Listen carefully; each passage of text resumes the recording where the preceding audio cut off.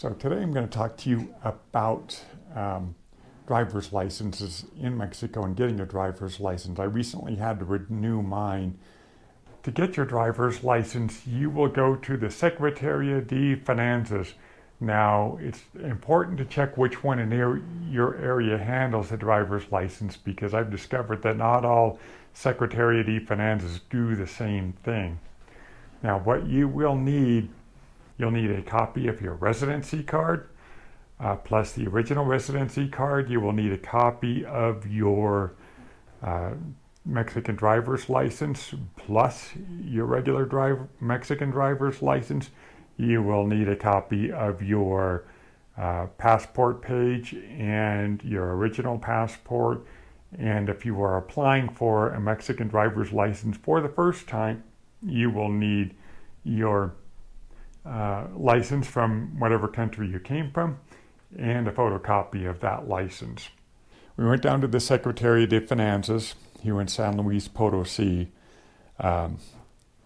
They had me go inside the lobby. Paulette and I both went, but they only allow one person to go, so I took my seat, and eventually I got to the front of the line and went up to the front desk, turned in all my paperwork. She examined it all to make sure I had everything that they needed, and I did. They took all of my paperwork, including my originals of my resident ID card, the original of my Mexico driver's license, and my passport. So it was a little disconcerting just not having any of that ID with me. But that's what they did. That's what they did when we originally applied for our driver's licenses too.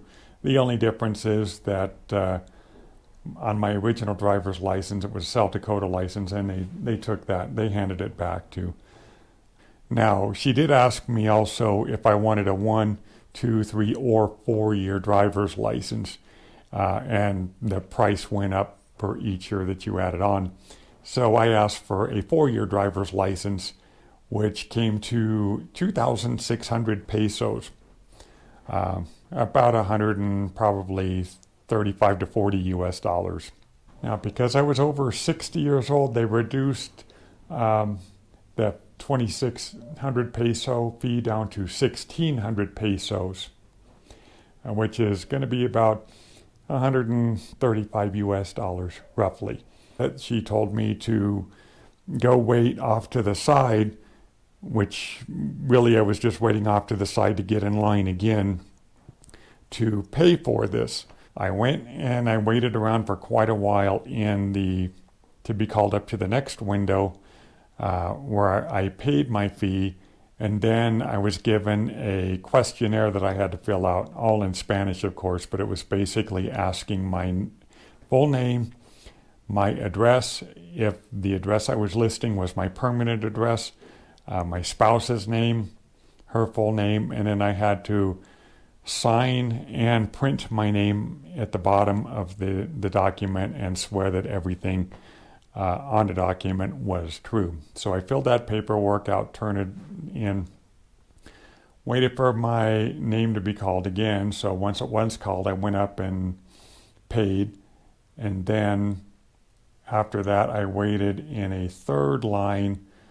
So when I get called into the third booth, I go in and sit down. She reviews some stuff with me, asked me how tall I was, took my picture, printed out my card, and handed me all of my stuff back, my ID card, my new driver's license, and my passport. Now, this whole process took probably in excess of 2 hours. It was a little bit lengthy, but probably no worse than waiting in line at the DMV in California. But all in all, other than waiting in 3 different lines to get it done, I'm certainly happy to have my driver's license renewed for 4 more years now. So that's a good thing.